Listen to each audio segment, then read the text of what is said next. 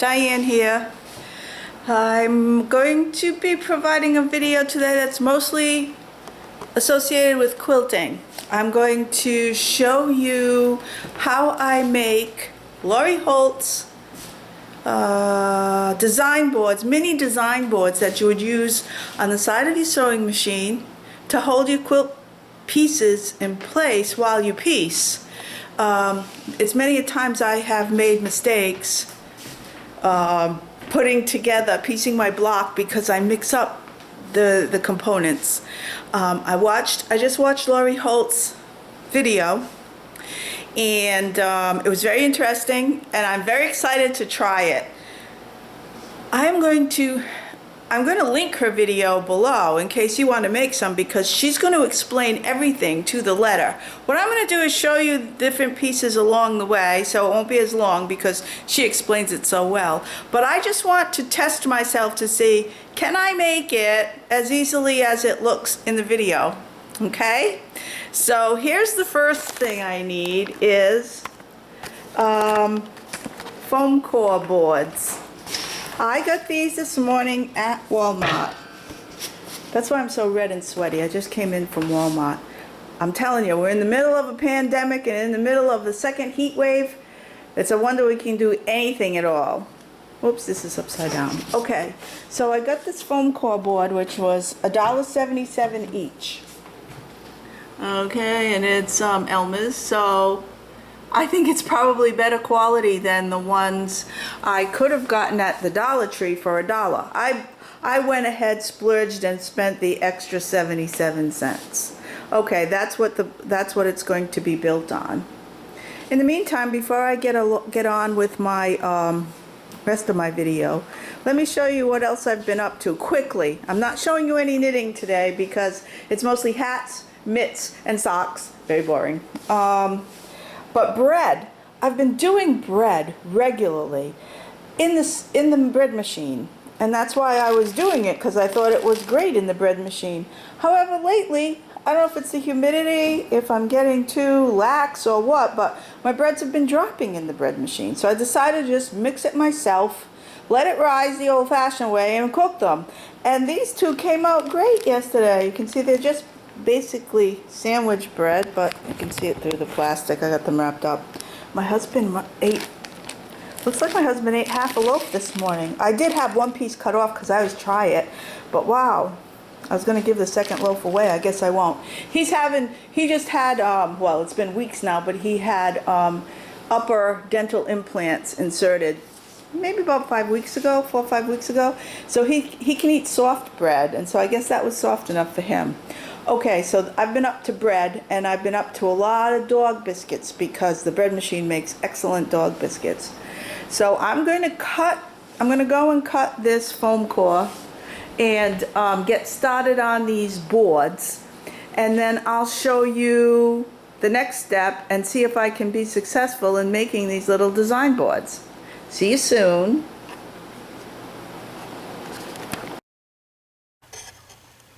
Okay, so here I am. I'm very excited about doing this project, and this is the first one I've made, and I'm going to do it on camera because, first of all, Lori Holt's a maker extraordinaire. I love everything she does. She does everything from rubber stamping, designing paper, designing fabric, quilts, writing quilting books, cross stitch, and she just does it all, and she does it so well, and all her stuff, I like everything she does. Well, so anyway, here's the project. I'm not going to show you, as I said, I'm not going to show you every step of the way because Lori did an excellent job in her video, and I'm going to link it below in the description, in this video description, so that you can check it out if you're a quilter and you want to make a nice small design board to hold your quilting pieces before you bring them to the sewing machine, because I'm trying to cut down on my errors. So anyway, I've cut the board. Very easy to cut. You score it on one side, flip it, score it on the other, and then it kind of just cracks open, and then you can kind of brush off the edges. So I'm making a 10 by 10 first, and then I'm going to make a 14 by 14 because I am working, one of my quilts I'm working on is 6 by 6 inch blocks, and the other one is 12-inch blocks, so I'm going to have the 14 by 14. Provided this comes out as even half as nice as hers did. So the first thing she tells us to do after cutting is to glue on the batting. That's another thing that's nice about this project. If you're a quilter, you have all this stuff hanging around except maybe the board, the actual foam core board. So here's a piece of scrap batting. Took my phone out for this because do you ever get confused about batting and don't know the right from the wrong side? I wanted to make sure I had the right side up. And to find the right side of the batting, you look at the surface, and the right side has more indentations or dimples where the punch needles actually created the batting. The other side typically has more puffiness sticking up, which I don't know if you can see. See the difference? Those are sticking up. Those are more dimples going down. So here we go. So this will be the right side of the batting. It just needs to be stretched out over the board. So hopefully my glue is ready. I got the glue gun heating up. I don't use the glue gun very often. This is my 1980s glue gun. So what Lori says is to first do one end of the board. So I'll put just a little. She says just a little glue. Okay.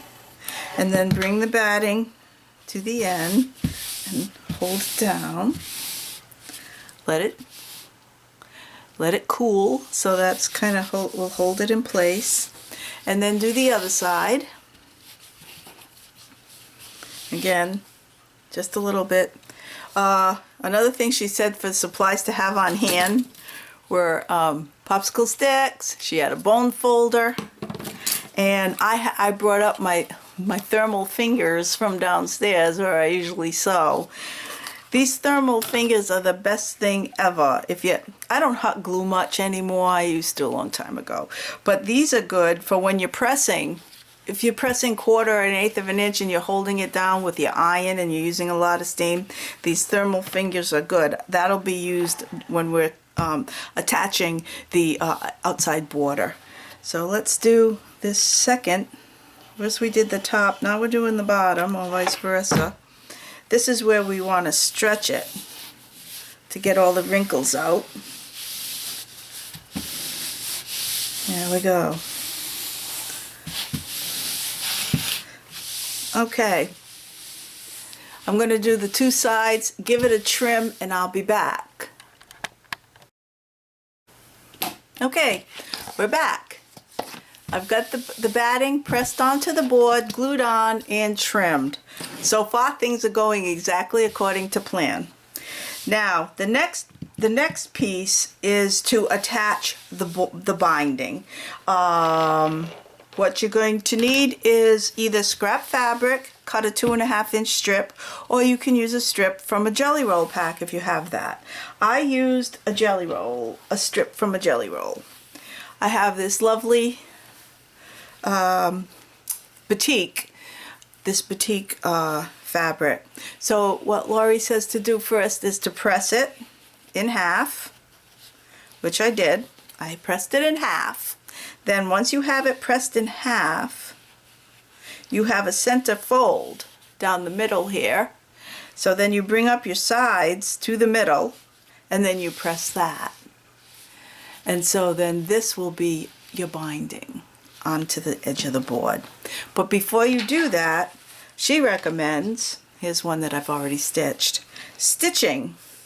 Putting those two edges together, those two folded edges that meet here, you just run a zigzag stitch, run a zigzag stitch on your machine along the center. And then what you will do is, just like you were binding a quilt, you're going to take the zigzag stitches, show you exactly where the middle is.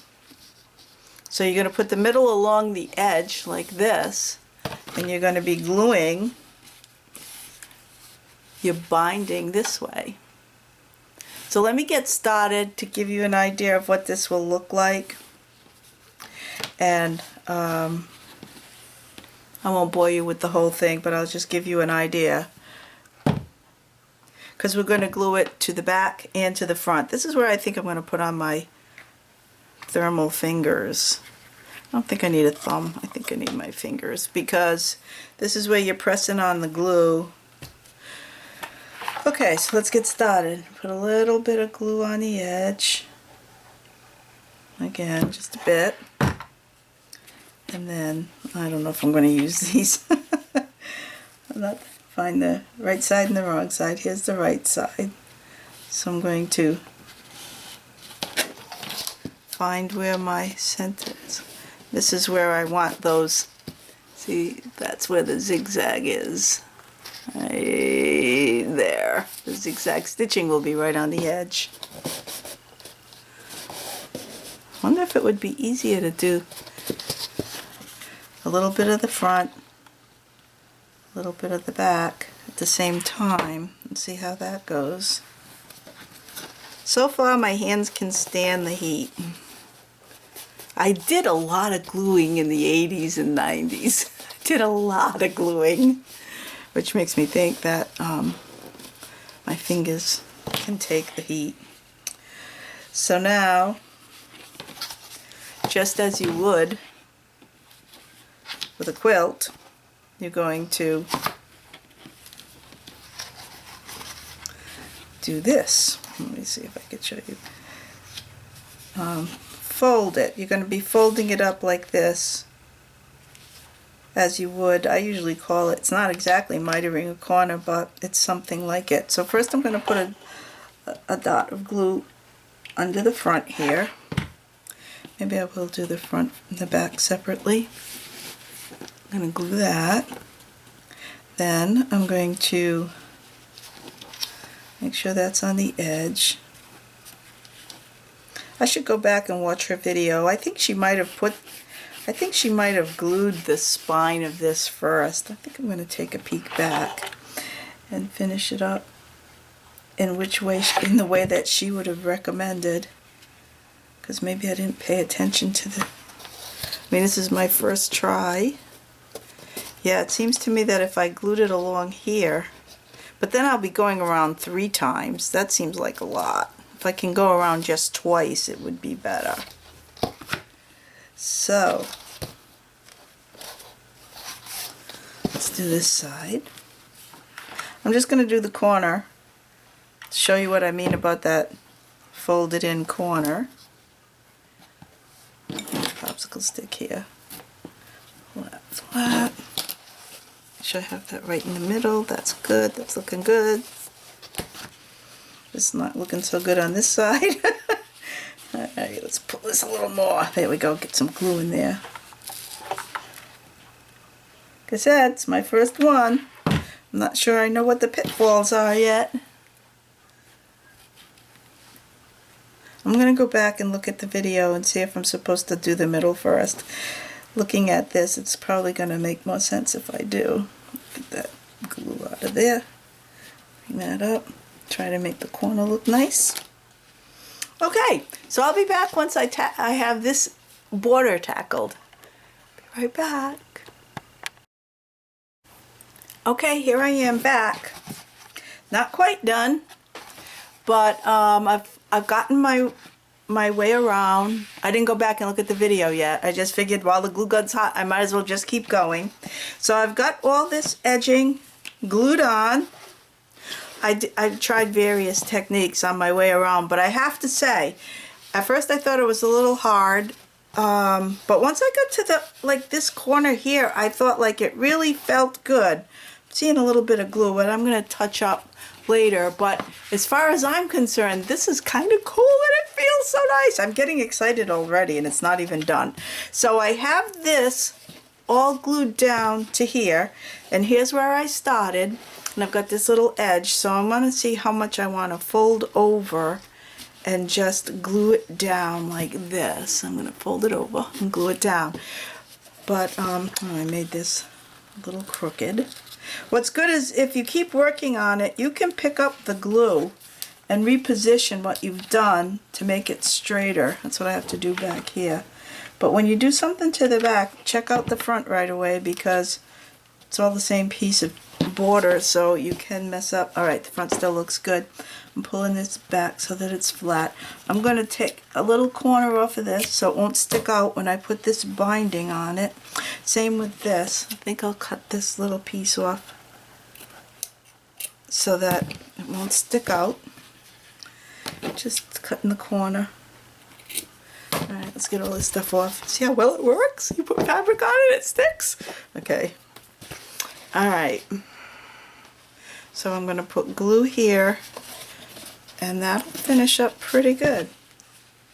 Just make sure I get this straight. So the first thing I guess I'll glue is the little flap.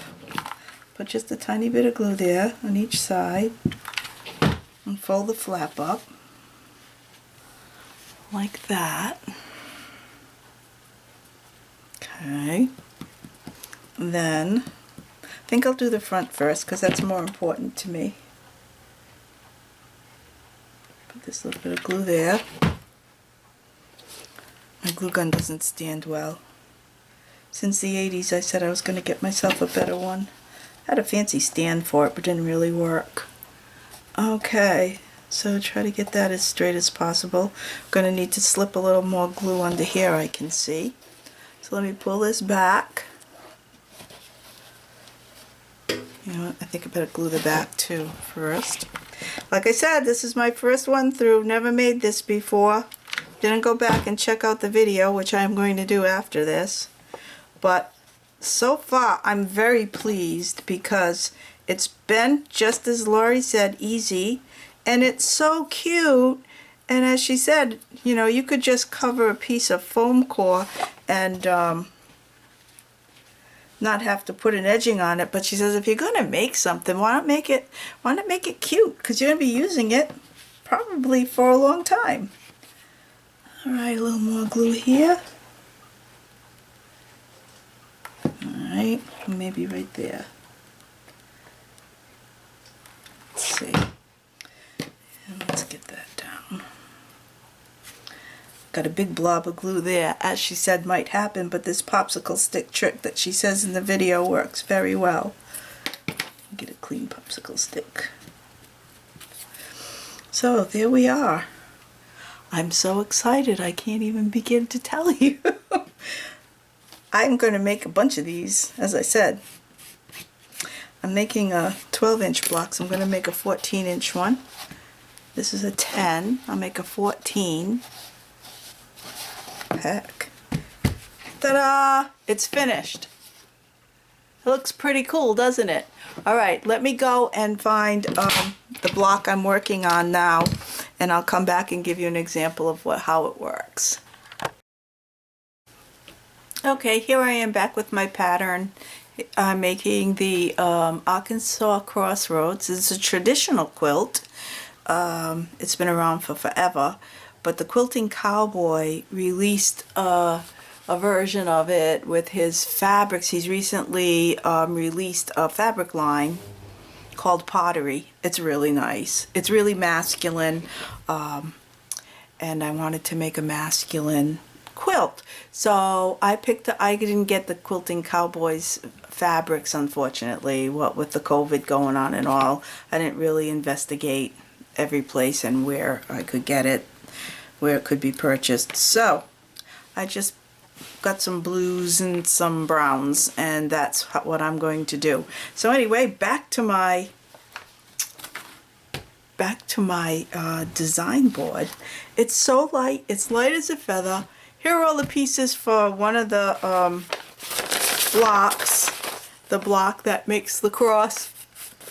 You got a 16 patch and these, and that's all there is to it. And you put them together, alternating. I think you can see it here, alternating blocks.